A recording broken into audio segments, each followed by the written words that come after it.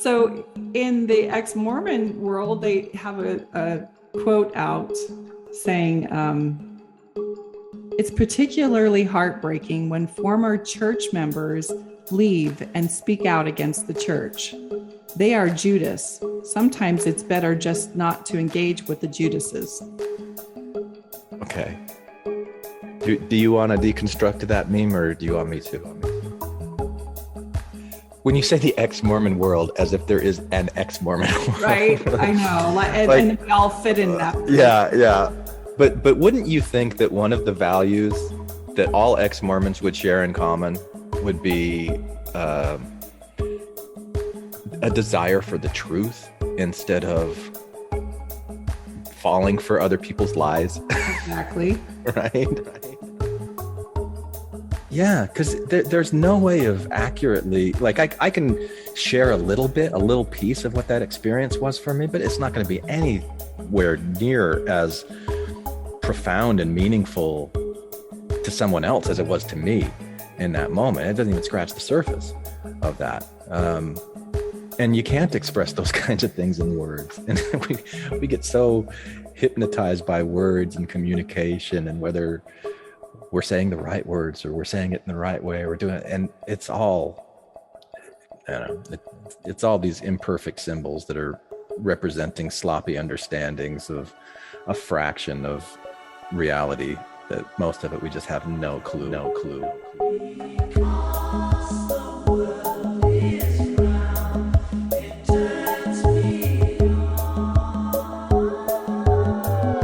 This is Infants on Thrones. Baby steps. You want someone to preach to? The philosophies of men. I like magical toys. You want religion, do you? Mingled with humor. I don't believe in them. There will be many willing to preach to you the philosophies of men mingled with humor. We are evolving. Baby steps. You can buy anything in this world of money.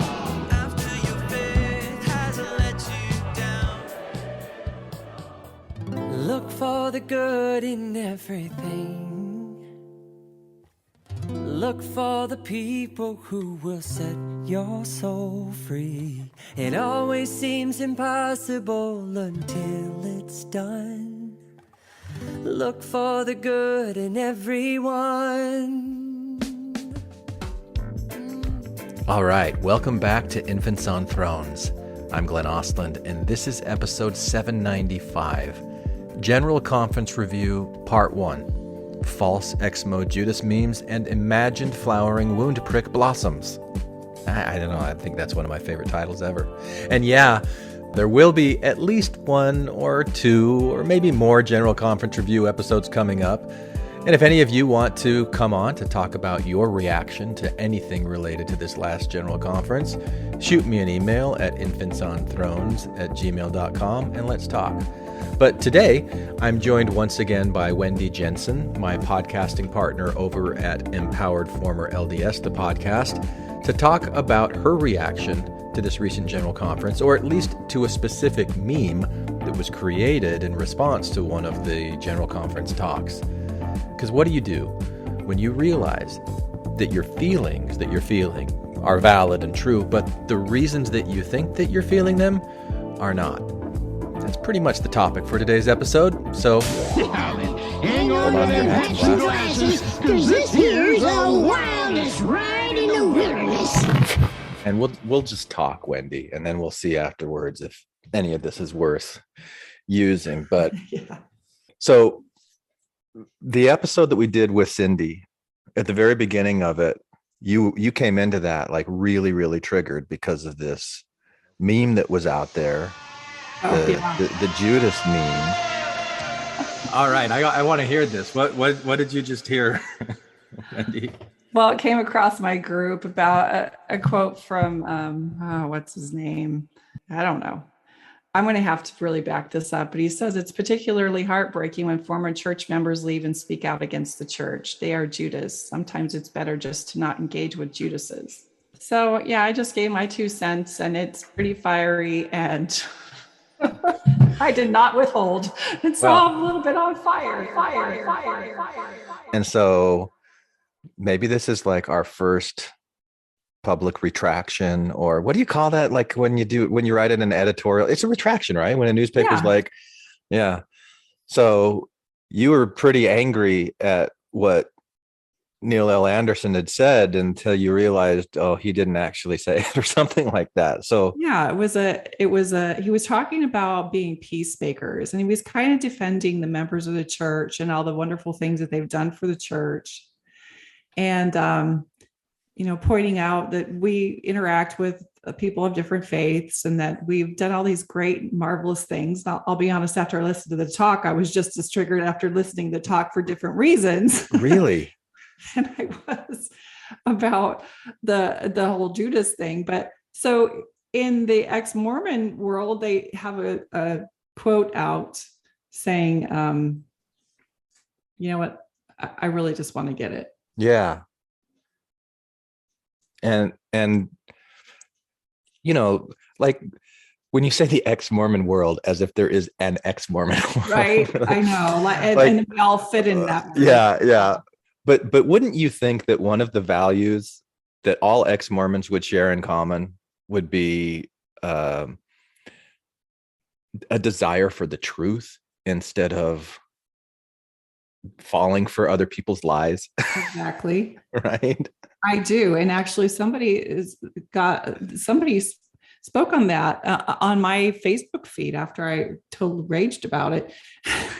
Oh yeah. Yeah. Andrea Rice, right? Yes. Yeah. And I read that. I'm like, you're absolutely right. And if we're so particular about speaking the truth and not twisting it, but yet we're going to do it on our end, and it's not very healthy. I'm still looking for it here. Well, and how do you know? It's like the same kinds of things where you've got these trusted sources. And so through a trusted source or a trusted channel, you see this meme and your expectations are already set that these general authorities are just, liars, and they're just trying to ruin every bit of your life and make you look bad, make them look good. You've already got all of the expectations right there for confirmation bias to come in and go, oh, yep, see, it's exactly what you thought it was. Well, and the confirmation bias does come from actual experiences. There are times when really inconsiderate and tone deaf things come across the feed at General Conference, that because they don't hear it from the point of view that we're coming from, a deconstructed point of view. Why would they? Like the word inconsiderate of who? Inconsiderate of what? Like they're not talking to us ex-Mormons. They're only talking to their own flock. How dare, I don't know. I guess I've just been out of it for so long. That stuff, I just look at it and think, why still get so upset about something that somebody said in General Conference when you've really removed yourself from it? Or even why even watch it? Yeah. And why even watch it? And but in this case, I think a lot of people, they didn't watch it. They just saw the meme. Yes. So I'm going to tell you what the meme says. It's all right. A picture of Elder Anderson, and he's speaking in conference. It's got the flowers in the background, and it says, it's particularly heartbreaking when former church members leave and speak out against the church. They are Judas. Sometimes it's better just not to engage with the Judases. Okay. Do you want to deconstruct that meme, or do you want me to? I'll tell you what he did say. Here's the weird thing. Here's what he did say. It's particularly heartbreaking when former members leave and speak out against the church. He did say that. Yeah. But he did not directly call them Judases. And he did not say it's better not to engage with the Judases. No, he said it's better to be peacemakers. Right. And to walk away when there's conflict and, Yeah, to not engage in conflict, to not engage in arguing and things like that, instead of, that association with they are Judases, that was the biggest bait and switch in the whole meme, because he did talk about Judas, but he was talking about it from a completely, I don't know. But if my psyche is heightened and, I'm totally, I'm totally not aware of my bias, and I'm looking for something insensitive to be said at conference, Yeah. I can see how somebody would pull that out, Right. and that it would become so real for them that they're going to make a meme about it.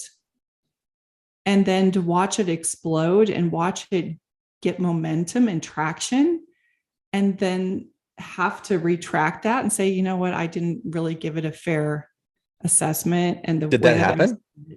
no, but this is Oh. how that bias works just with humans. Yeah. I mean, I wonder who created that meme and what they think about it.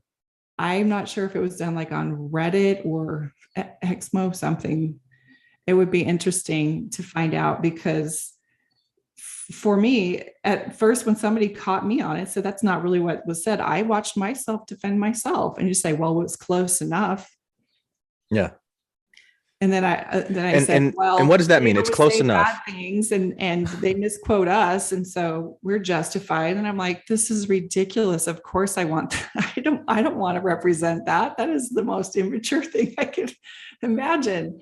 Watch me defend my truth, but I have over 250 likes on it, and now I have to go back and eat my crow. Mm-hmm. Yeah, we don't like eating crow, do we, Wendy? I don't like that. It's a little too gamey for me. Where's the hidden gift of empowerment in looking at this situation? Like, what do you learn from having experienced it the way that you did? One, I am proud of myself that I looked at it and went, yeah, this is not sensible, and I'm not going to promote it and give it any more traction. And I loved observing myself resist that, because it lets me know that I still have, some space for me to observe my bias. And I realize that none of us are really immune to our bias. Never. Yeah. Or even completely aware of them. Right. To be, yeah. Right. And it also, I don't know, it's just the whole observation. And that's what I've loved about my own growth and development, is being willing to challenge myself. Yeah. Whereas before, it was almost like there were layers of shame that couldn't penetrate it in order for me to see my bias and to see to see, how I'm not being reasonable. Okay. So are you saying that you think that your initial response when you saw the meme and you didn't know the whole story behind it was not a reasonable response? I think it was a human response. I think it was an unconscious response. Yeah. I would hope that you wouldn't think that was you being unreasonable, that you would look at that response and realize that is a perfect response well, to who you are, to what you knew at the time. Like, for you to have that immediate reaction, there are completely valid reasons for you to feel that way, right? Well, so I've been working in the post-Mormon world for 7 years now. Mm-hmm. And so I'm sensitive to the things that people hear, and it doesn't hurt me anymore, but it's almost like I have this mama bear that I want to protect those. If you've just left and you hear a quote like that, when I see something like that, there's a level of trust I offer the author of it. I'm thinking that author, the person who wrote the meme, Mm-hmm. why would they misrepresent that? Yeah. That again is my own bias, because I would never do that. I would never put a quote out there like that if that isn't exactly what the person said. And so I gave too much trust, and I didn't go and investigate it first. Yeah. But when I read it, I remembered the lazy learners and the lax disciples quote that was given by Nelson, and it was rude, and it was very dismissive. Oh yeah, there've been a lot. Yeah, there have been a lot. So in my mind, I'm thinking, oh, they're doing it again, and I was like, are you kidding? And so that's when I start posting, and I start defending, and I start fighting and saying, this is not healthy for us to have these kind of pushbacks and having apostles saying these kinds of things about people who are trying desperately to find their path, and they don't want to leave the church. Yeah. Did you want to leave the church? Yeah. You did? Yeah. I wanted it to be true. Well, I wanted it to be true. I mean, now you're asking me a question that's going to take us in a completely different direction. I just chased the rabbit right there. But yeah, I wanted the church to be true. I thought that my understanding of the gospel was true. So that like clinging to truth, I kept with me, even though I eventually thought, okay, the church isn't where the truth is anymore. I got it. Yeah. And they're not measuring up. And so I was really critical of where they were not measuring up to the truth anymore. But I've heard this several times from several different sources, that when talking about how you're going to react and respond to something, you can either fight to tear something down, or you can put your energy and attention into something that you want to build up. And that it's more productive and healthy to put that attention into what you want to build up. And what I heard you say is that you're in that first moment, initial moment where you saw that meme, your first reaction, that mama bear instinct in you that is very protective of all of these people that you work with and you love. I mean, you care about them. Your heart just broke for them. And that put you into this fight or flight, and you say, fight. I'm not going to choose flight in this one, or freeze. I'm going to choose fight. I'm going after this because I love these people. And I guess the question that I want to ask and explore, first of all, do you think there's anything to that? It's not really a quote, but that thing that I heard of, like putting your energy into building something that you want to build rather than tearing down something that needs to be torn down. Do you think there's anything to that? And then if so, how would we best respond to something like this? When you recognize I'm feeling triggered, I'm feeling really angry because people that I love are being hurt. Do you put that energy and attention into then trying to attack the thing that hurt them, or into succoring, nurturing, being compassionate towards the people that you love, and really kind of like leaning into that love and celebrating that love? So let's use the analogy of the mama bear. Yeah. When I feel like there's a threat to the people that I love, who I know are bleeding out, who I know, I'm emotional about this. Yeah.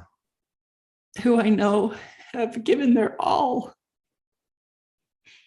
And they're researching and they're trying to understand something they thought was true their whole life, and finding it collapsing.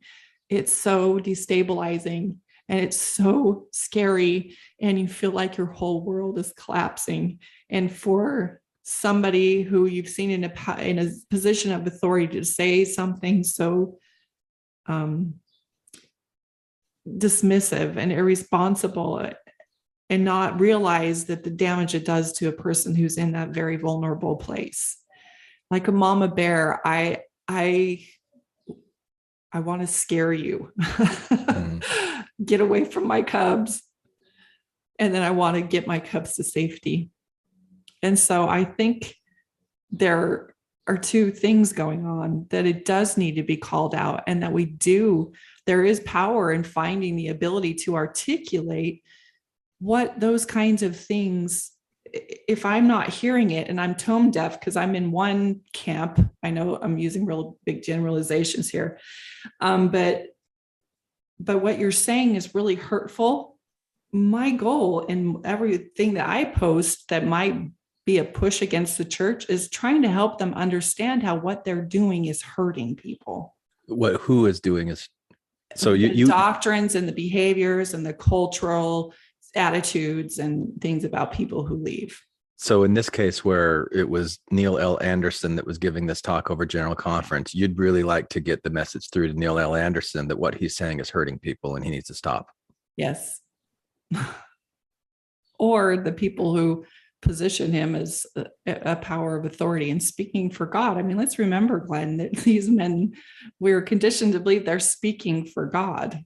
They're conditioned to believe that too. Yeah. Yeah. And so that, I think there's, to answer your question, I think there's room for both. There does need to be some kind of deconstruction, but we're not all doing this on our own. Choose where you want to be. Do you want to be in this place where you're trying to help people understand how it hurts? Or do you want to be the one that I'm going to be the uplifter? And some days I'm the uplifter. Most times I'm the, how can we help you heal? But there are days when I will go into that and I will say, they did it again, and I am not going to be quiet about it. And I just have learned to be okay with how I vacillate between the two. Yeah. Knowing that eventually, because I can see the pattern in myself, I'm moving more towards the peaceful side where I just don't want, I'm just going to let other people take care of that. Yeah. I don't need to say anything anymore. I just need to be there for the cleanup, and I'm fine with that. And I imagine one day I'll even be beyond that, where I'm like, I'm not feeling magnetically pulled to it anymore. Yeah. I've got a question that I don't know. I always worry that when I expose how I really think and feel about things, that people are going to come after me. Like, honestly, I do. I get worried about that. Because in this case, I'm wondering, why is it that you can have, I don't know, give me a number of people, 10 people, 100 people, 1,000 people, however many people listening to the same message, but you don't have a uniformity in their reactions in response to it. You've got, people respond to it from wherever it is that they're at, right? And so you've got a demographic of people that get hurt because you said that his words were damaging. If those were the words that he said, absolutely. And I fundamentally, the church would be okay with that. I fundamentally disagree with that. I don't believe that his words are damaging, because I think that if his words are damaging, then, and I think damage is such a strong, I hate that word. Maybe hurt, painful, but damage, like what there's something that's beyond repair that I think of that or needs serious repair. Like damage feels really, really strong to me. And have you read the book, The Coddling of the American Mind by Jonathan Haidt and Greg Lukianoff? No, I'm familiar with Jonathan Haidt's work, but not the author. No. If you like Jonathan Haidt, you like his previous books, it's a good follow-up, but he's basically saying we have kind of protected ourselves so much that it's hard for us to engage in conversations where we disagree with each other. It's hard to have differences of opinion because people take it so seriously. Like, you've damaged me by having this opinion of me that's not true. Like, really? Even if you're calling him a Judas, is that really damaging them? So to me, when I look at what the cause of the suffering is, I don't look at Neil L. Anderson. I look at the mind of the person who's receiving it, and I ask, why is it that they're receiving it in a way that's hurtful to them? And what could be done to that mind so that they could receive that same thing and it would just roll off them like water rolls off the back of a duck. It just doesn't penetrate it, or you accept it for what it is instead of what you think that it means about you and how people are going to see you and think of you and that sort of thing. To me, that's where I see empowerment is working on yourself so that you don't get hurt by those kinds of, because it's so mild, really, what he was saying. That's my perspective. And again, I worry saying this out loud because I don't want to hurt people that are hurt by it, but I do want to show them you can change this by changing your perspective on things.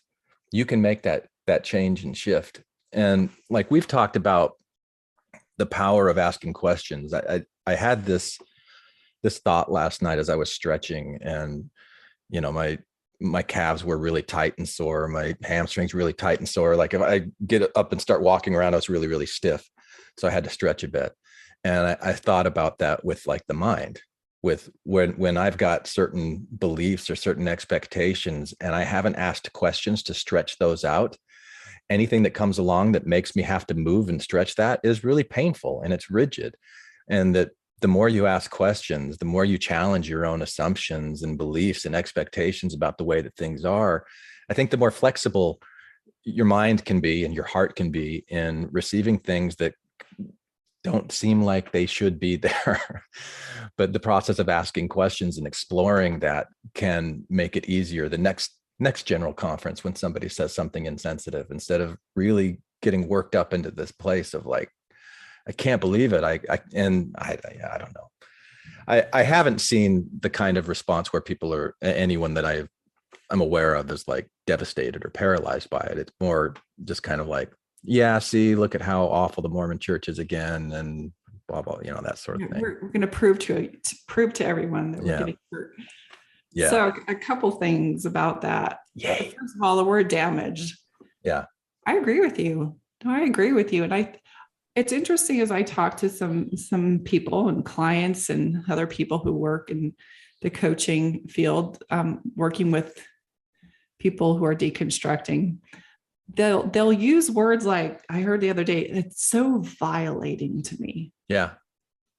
And I heard in a podcast many years ago, a woman was describing what it felt like to be in an excommunication or a council, what they call a council of love. Oh, yeah. Right. I know what you're talking about. Because she had, disciplinary council. Maybe they don't call it that anymore because discipline has such a negative connotation, and they call even it that council word, of love or whatever. Talk about words, Yeah. But she said, I'm in there with 12 men. I don't have anybody to defend me. And I'm explaining some very vulnerable things and acts that I had been involved in. And they talked to me very gently and very softly. And then they excommunicated me. Sorry, sister, but we feel at this time that you are going to be excommunicated. And she gave the whole words and the verbiage that they use. And then they went around the room and they all shook her hand, and some of them tried to lean in and give her a hug. And she said it was that to her felt so violating. Yeah. That she felt like she had been gang raped by teddy bears. Yeah. Ouch. Wow. I think we use like words we want to use the biggest, hardest word, which is so fun because now that I've left the church, I've discovered the word fuck. It's, it's been around a lot longer than I know. I just yeah. discovered it. I'm like, it's been around for a while. With this. Yeah. But I think to answer to some of the things that you were saying too. Oh, wait. Can I talk about this before? Because I love that you took notes. You want to go down it, but this client that you had, I think she probably really genuinely had that experience. So like the words that she was using were accurately describing how it felt. And so like, as I was listening to your story, I was thinking about the like stretching the brain metaphor, and that it sounds to me like she didn't want to be excommunicated. She didn't feel like it was right to be excommunicated. She felt like she didn't have any power over her like membership and her standing in the church. This was being superimposed on her against her will, and trying to push her mind into areas that it didn't want to go, because she really, truly, firmly believed, maybe not in everything about the church, but there was something that she wanted to be there with. And so this experience that she's having is a very real. So I wouldn't doubt any of what she's saying about what she felt about it. What I would hope, and again, this is something that would take time. If you had somebody who wasn't as attached to Mormonism, there's like, oh yeah, go ahead and excommunicate me. It's not a big deal. Oh, you want to shake my hand? Okay, it's no problem. And that's their mindset, then it wouldn't feel like so violating. And I'm not trying to gaslight her by saying this is your fault because you did it. Like how could you be any other way than how you are ever? How could anybody be any other way than how they are right in the exact moment because of all of the experiences they've had up to that point? There's no way that you could be different. And right, because she feels like her entire spiritual world and connection to God is all wrapped up in her membership in the church. And now she's crossed the line and she knows she does. And she's trying to explain, you're like, I don't have any representation. Yeah. And it's humiliating and it's embarrassing. Yeah. And now my whole spiritual connection is, up to them. And they're speaking as if it's no big deal and just giving me a hug. But right. Or that this is a loving thing, that for whatever their mindset is in this, wherever they're at with it.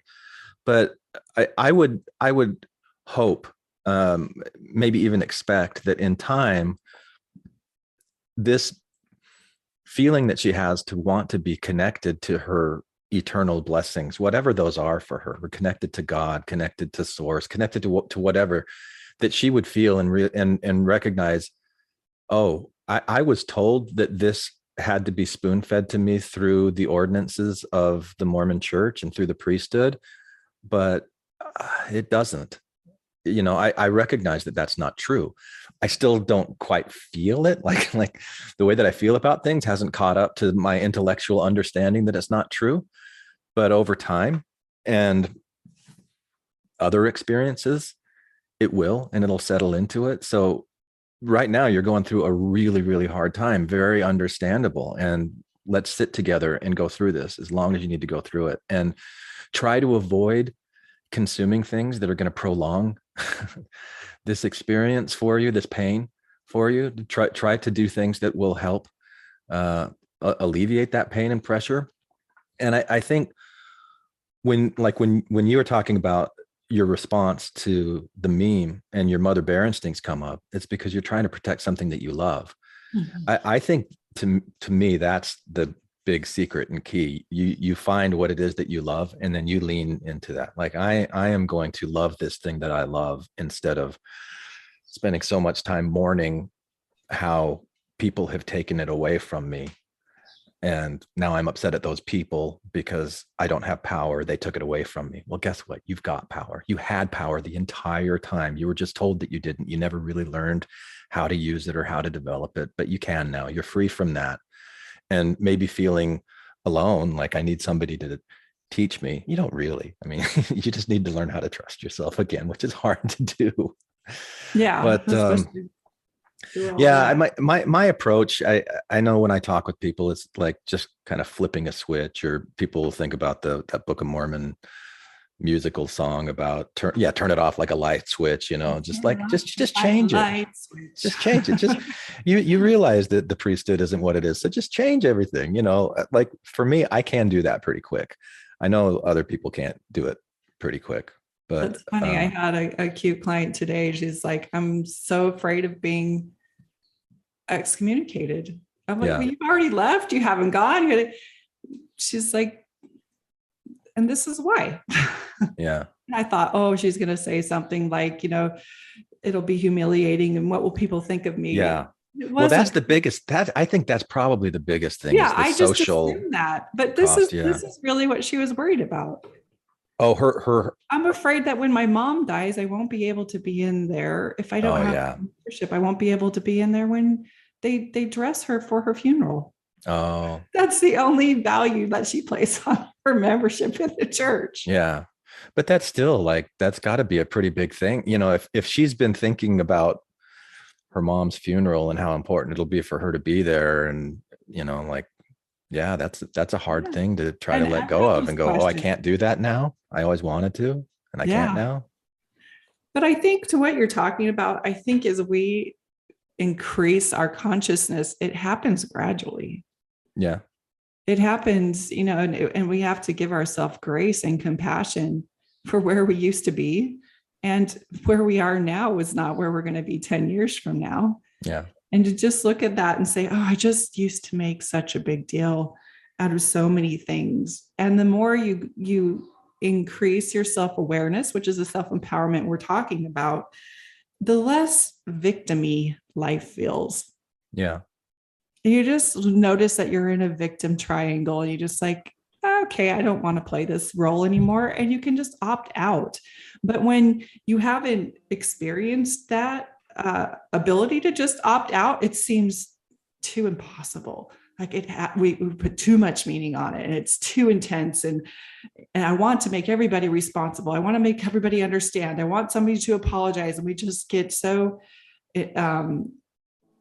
deeply embedded in these triangles of victimhood. Yeah. I think that in that place, it's our first reaction isn't to ask a question, it's to defend. But you know that you're raising yourself on that level of consciousness when you do ask a question. Yeah. Instead of when you would have normally defended. And you say, wait, and let's take this talk. Elder Anderson, I get the quote running through my Facebook feed. Mm-hmm. If I was in that question mode, I would have said, I wonder if that's really what he said. Yeah. I don't even think that I would like ask that question right off the bat, like question whether the meme was genuine or not legit. Yeah. I'm still in that place where my next thing that I would have said, I wonder if it's really what he said, and go look the talk up myself. But I wasn't in that space. Sometimes I'm way beyond that space. Other times I fall back. How exhausting and time consuming would it be though, if we had to do that for every single thing that pops up in front of us, that we're constantly like, is this true? I'm going to go check. I'm going to go check. Yep. Yeah. So very true. But I think that is part of the empowerment, levels of empowerment, of being able to ask a question, just sit with it before you go into the default mode and the defender mode, and I'm so hurt and I feel damaged and I've been violated, and attack, fight, flight, and just rest with it and take a deep breath in and say, is it even worth my energy, my focus, my time, or my attention, or would I just rather have peace? Yeah. Can I read you something? This might be a little weird, Wendy. So I got one of those brain sensing headbands. It's called a Muse S that I use for meditation. It gives me like biofeedback. And so I've been using that a lot lately. And the other night I was laying down and I was doing my meditation, and I started having this kind of visual thing happen. And it's one of those things where I like kind of see this image in my head, and all of a sudden I feel all this meaning around it. But whenever I try to express it and communicate with somebody, it just gets really clunky. But I wrote this down and I shared it with my coaching group, and I want to share it with you here and see if it means anything to you, because I see an application. But all right, I said, it was a vision of a deep, dark prick of suffering upon the brilliant fractal pattern of intelligent, living, energetic, divine fabric of space-time. A tiny black hole that created a signal, an SOS of sorts, which was immediately followed by a holistic response from all of it. A response to that black hole pain signal with so much immediate, intense, benevolent healing that the small dark prick in space instantly flowered outward, beginning deep from within the depth of its own darkness. Each fractal facet, like designs on an energetic, flowering petal of healing, growing, cascading, folding in upon itself like a living kaleidoscope of brilliant, multicolored light blossoms, cascading exponentially outward and upward in a sacred, geometrical, multi-dimensionally penetrating pattern of healing grace, becoming larger and more brilliant through each and every lived experience of every human life, anywhere and everywhere, and all of the deep, dark wound seeds that we plant along the way, beginning with me and my wounds, right here, right now. I am an energetic garden of healing, blooming energy that flows out into the universe from each of my pinprick wounds as I heal them, from each wound in those around me who I help to heal from their wounds, especially from the wounds that I have caused in them, but also from the never wounds The could have been wounds among all of the blossoming unwounded who avoided my old patterns of wounding behavior once I saw what I was doing and devoted my energies to healing rather than wounding, to growing the healing flowers planted from the wound seeds all around and within me, the infinite black hole pricks within the very fabric of space-time, beginning and ending with me, right here, right now, always. That's the first time I've read that out loud. It was kind of weird. What did you think, Wendy? I'm feeling a little vulnerable right now. I want to try your brainwave thing. It sounds very fabulous, like almost being on a little mushroom trip or something. No, it wasn't. No, I was just, it was just tracking my breath and like letting me know kind of that I was in a deep state. And I also bought, it's called a conjo mat. That's like, it's almost like laying on a bed of nails, but they're like plastic spiky things. Have you seen those? I haven't. Well, when you come over next time, I'll show you. But so I lay on this thing, and it is, like laying on a bed of nails. So I was thinking, I was picturing how each one of those little spikes went into my skin. And what it does is it increases the blood flow, because you get this pain signal that then like my brain is responding to, and I get endorphins surging through my system. And I thought, oh, look at what my body's doing right now. My body feels all of these little pain pricks on my back as I'm laying on this mat. And it's responding by sending me nourishment and energy, or not energy, but I guess it's all energy, but endorphins.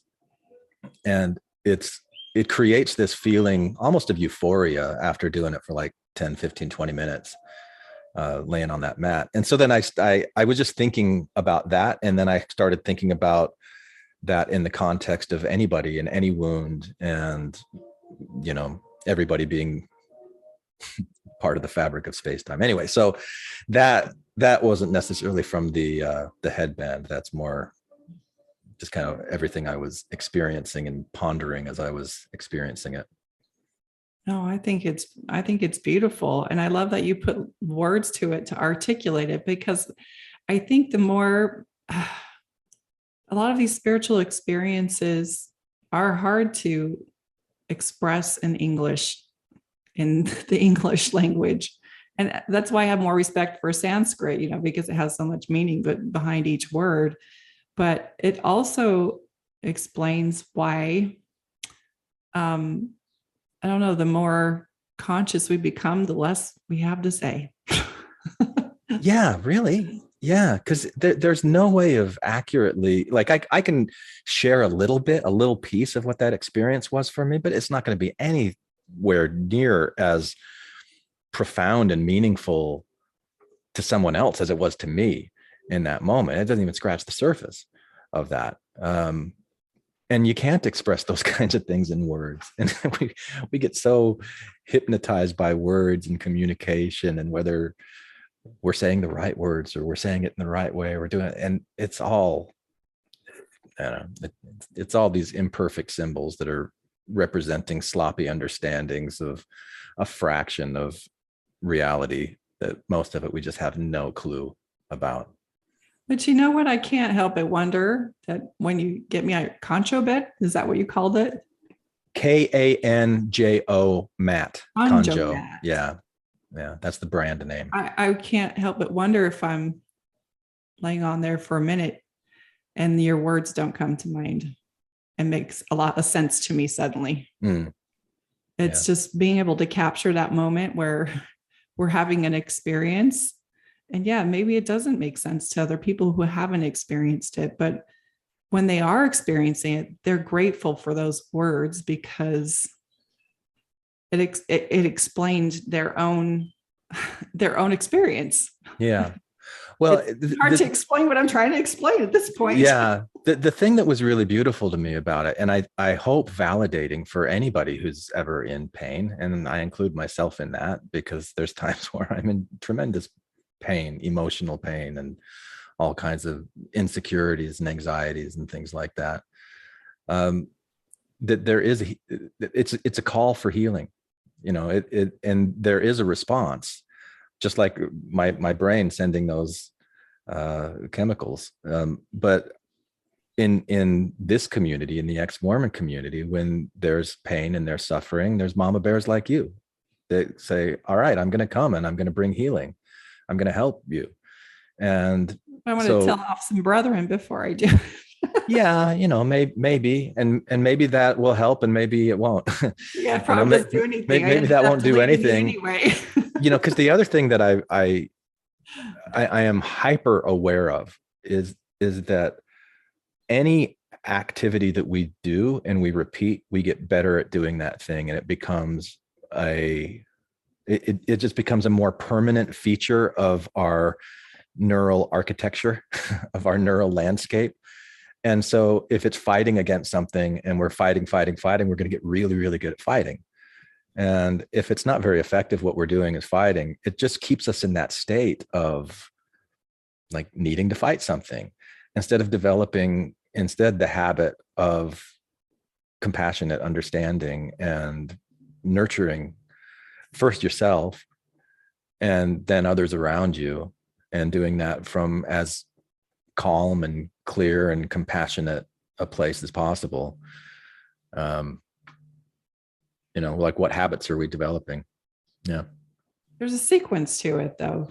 So I know growing up in the culture that I was raised in, the family dynamics, I was very cautious about the things that I said. And sometimes it wasn't safe to say what I actually feel because I was afraid of hurting other people. Yeah.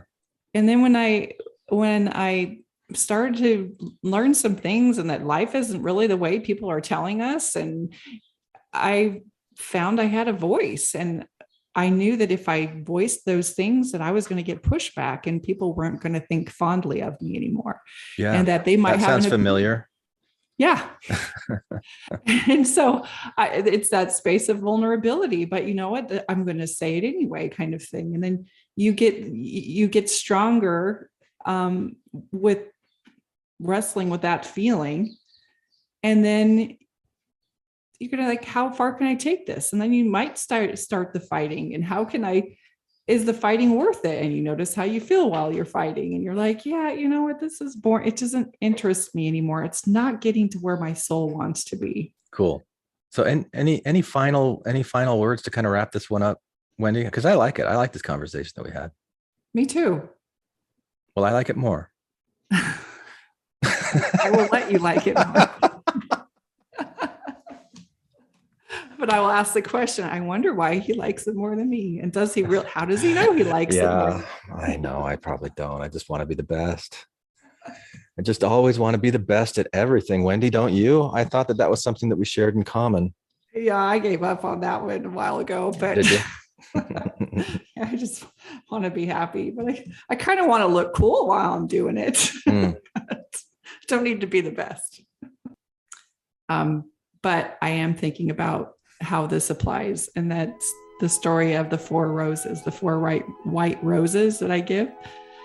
And it is 4 women have been in a relationship, and we'll say a man. I'm just going to keep it heterosexual, but I do want to honor that there are other relationships besides heterosexual relationships. But 4 women have received a whole bouquet of a dozen white roses at the door 2 weeks after they've been in a relationship with a man. And the first woman sees the roses at the door and she says, oh my gosh, this guy, we've only been dating for 2 weeks. What the heck is he doing?